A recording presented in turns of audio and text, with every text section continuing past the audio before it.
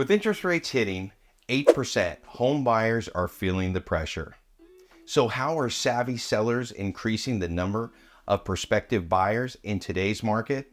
Now, it's obvious that homes aren't selling at the frenzied pace they once were, with buyers removing all contingencies and giving sellers free 60-day rent backs.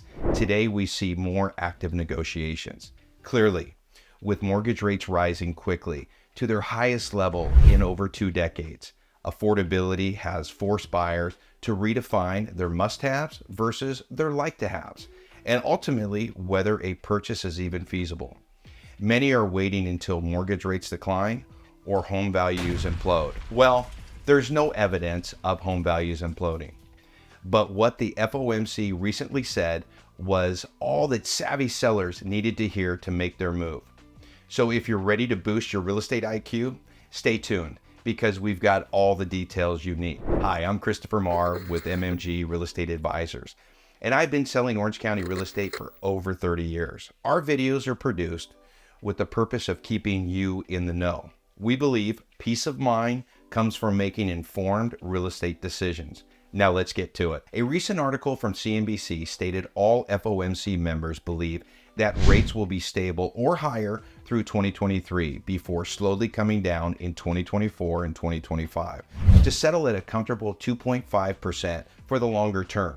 Now, it's important to note the FOMC members were referring to the Fed funds rate of 2.5%. Clearly, the Fed feels confident that despite the little blips in the CPI in the second half of 2023, that inflation is responding to the 11 Fed fund rate hikes totaling more than 5 percentage points since March of 2022.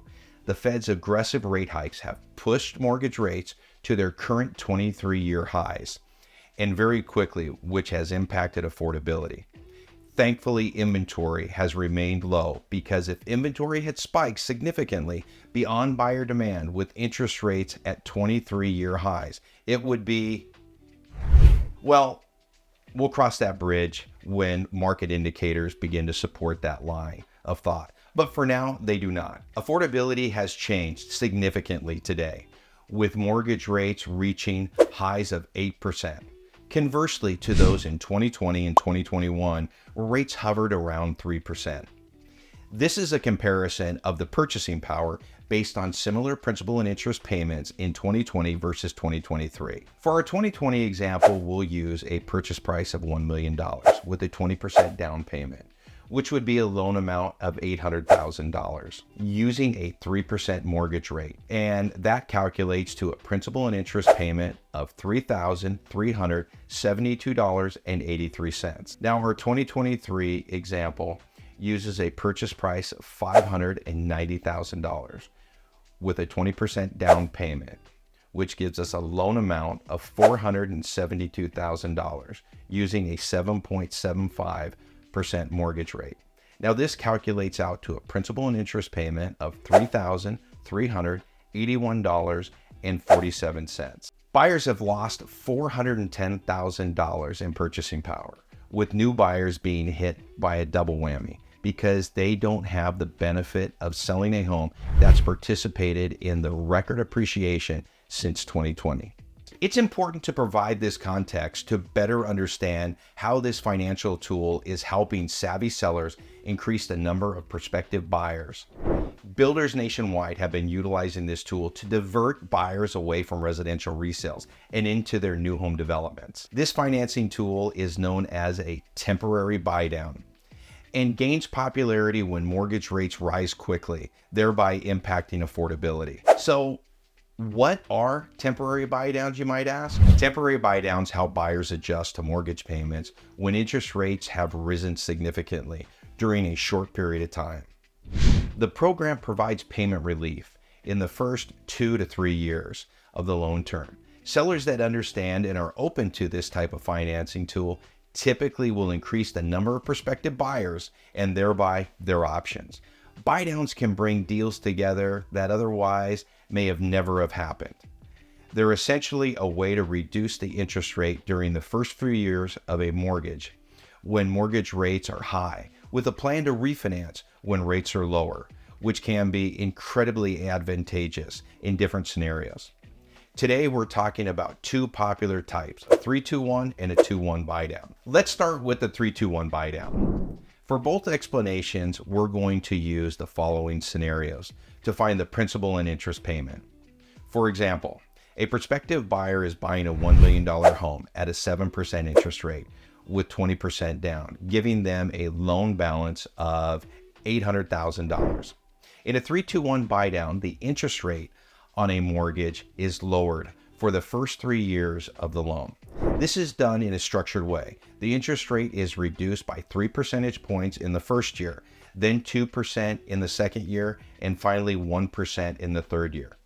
For instance, a 7% interest rate utilizing a 3-2-1 buydown, the buyer's rate in the first year would be 4%, 7% minus 3 percentage points, and the monthly principal and interest payment would be $3,819.32.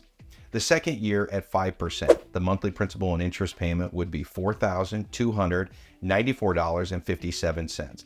And the third year at 6%, the monthly principal and interest payment would be $4,796.40 before returning to the note rate of 7% for years 4 through 30, where the payment would be $5,322.42. That means the first year the buyer would save $18,037.17. The second year would be a savings of $12,334.16. And the third year would be a savings of $6,312.19 for a total savings of $36,683.52. In a 2-1 buydown, the interest rate on a mortgage is reduced in the first 2 years of the loan. Just as the name suggests, the rate is lowered by 2 percentage points in the first year and 1 percentage point in the second year. So if you have a 7% interest rate, the rate in the first year would be 5%, and the monthly principal and interest payment would be $4,294.57.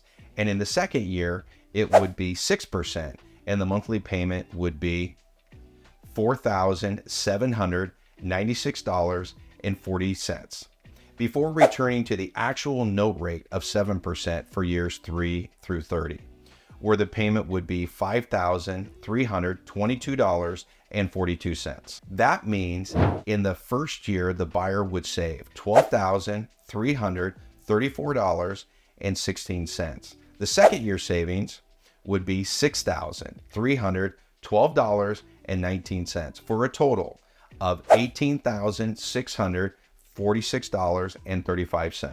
It's obvious how powerful these 24 to 36 month buydown programs can be in expanding your pool of prospective buyers, especially as the FOMC members believe that rates will slowly come down over the next 12 to 24 months. A signal to buyers that rates will be well below the 2-decade highs they're currently at today. Buyers understand when mortgage rates come down, they can refinance into a lower fixed rate mortgage. So you're probably wondering, how does this temporary buydown get paid for? It's typically negotiated as part of the purchase price. The cost of the buydown is essentially a closing cost credit. This financing tool has also proven to be very effective for everyday sellers and may serve as a trade-off with properties needing some updating, cosmetic repairs, or other market challenges. Now, some things to keep in mind. To qualify for a temporary buydown, a buyer needs to qualify at the note rate, which in our example was 7%. These guidelines are put in place to protect home buyers from undue hardships and predatory lending. This also helps to ensure stability in the housing market. Lending standards are much stricter today, which is for the best. Everything in this video is informational. Always check with a licensed lender before making any decisions. In today's market, employing some creative financing techniques can make all the difference, and working with a trusted lender is critical. If you don't have one, we are connected to plenty and would be happy to refer you. If you have any questions about anything in this video or something you read online, feel free to drop us a comment, give us a call, text, or shoot us an email. We're here to help you navigate the home buying or home selling process and be a trusted resource you can rely on. If you feel there is someone you know who can benefit from this information, well, then give it a share. And until next time, thanks for watching, and I'll see you in our next video.